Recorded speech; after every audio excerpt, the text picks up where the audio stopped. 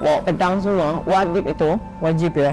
Karena kalau pokok sama-sama menjaga, Melayu menjaga, minta maaf ya, yang semuanya Dayak menjaga, semuanya menjaga. Misteri mengitari kerusuhan Sampit, sebuah kerusuhan yang melibatkan etnis, menciptakan ketegangan yang menyebar dengan cepat pada awal Februari 2001.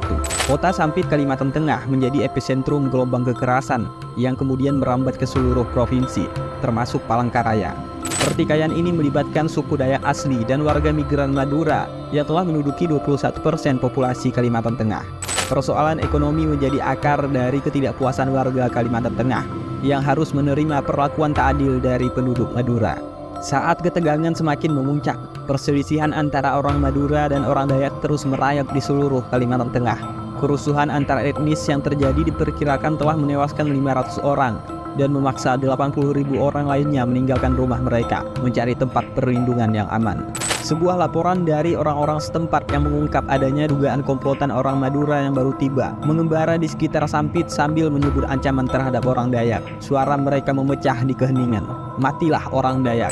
Dalam situasi yang semakin genting, ratusan orang Dayak memilih untuk mengungsi ke gua-gua terpencil di luar kota, mencari tempat berlindung dari bahaya yang mengancam. Sedangkan yang lainnya bersembunyi di gereja-gereja, tempat yang mereka anggap sebagai tempat yang relatif aman dari kekerasan yang melanda.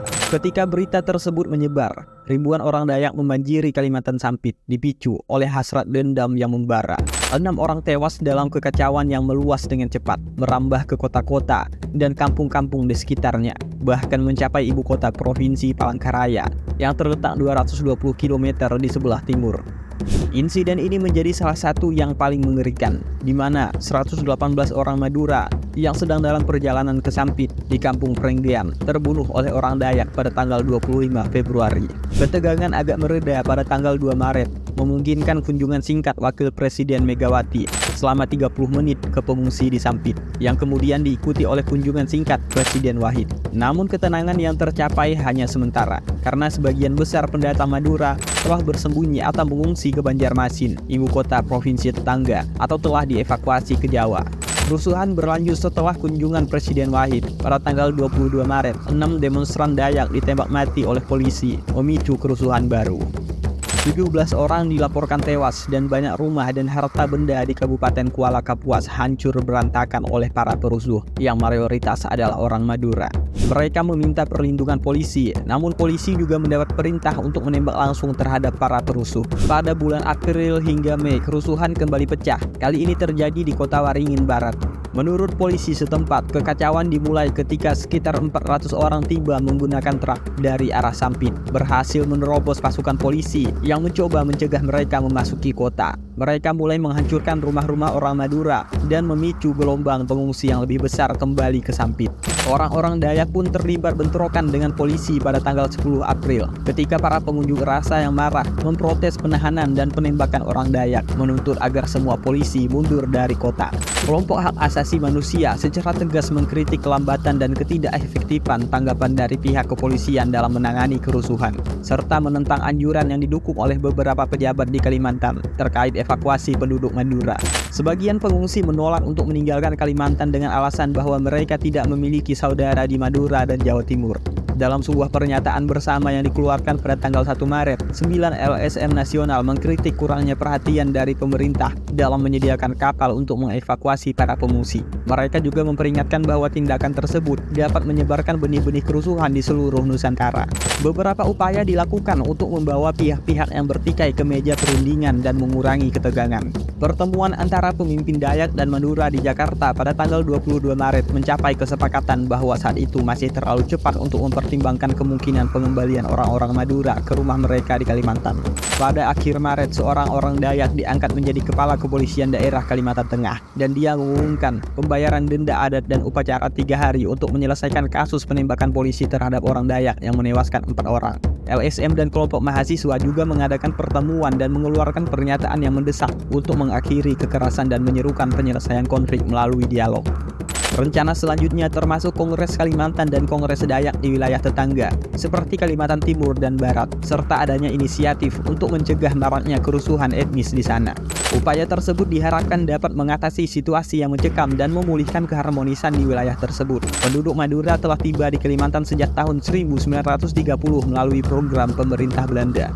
Namun seiring berjalannya waktu, suku Dayak mulai resah dengan kehadiran orang-orang Madura.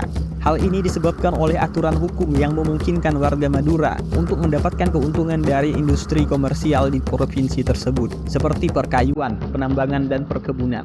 Penyebab utama konflik antar masyarakat adat dengan pemukiman Madura adalah pembangunan yang dipromosikan oleh rezim Soeharto selama lebih dari 30 tahun.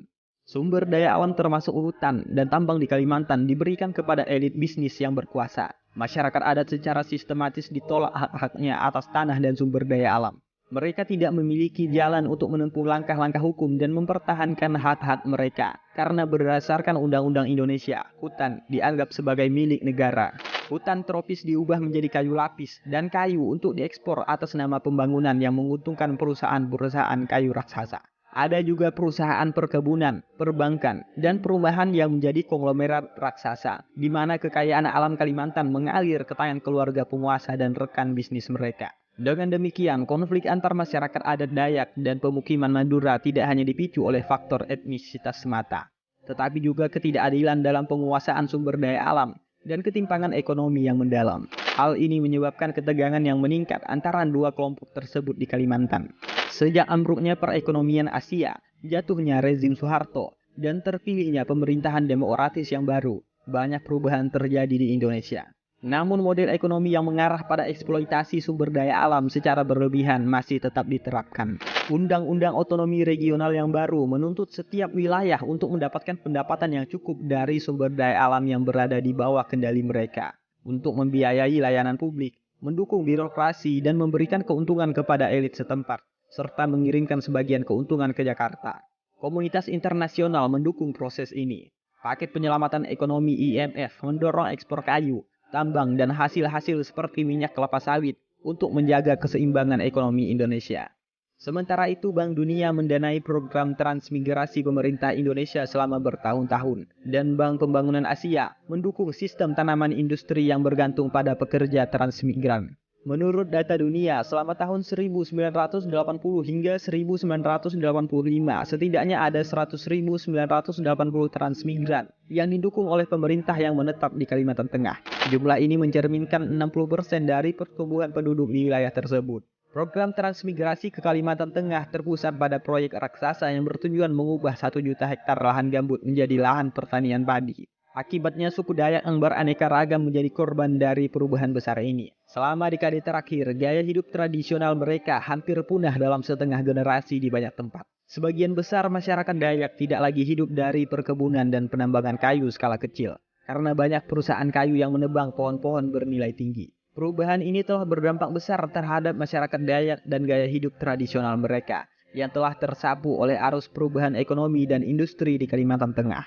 Pada saat itu, banyak perusahaan di Kalimantan Tengah lebih memilih menggunakan pekerja pendatang daripada orang Dayak. Banyak dari pendatang tersebut adalah orang-orang yang datang secara spontan dari pulau-pulau lain mencari peluang untuk mendapatkan tanah dan membangun usaha dagang kecil. Hal ini menjadi permasalahan ekonomi yang kemudian berujung pada ketegangan antar kedua belah pihak. Insiden kerusuhan pecah pada tahun 2001.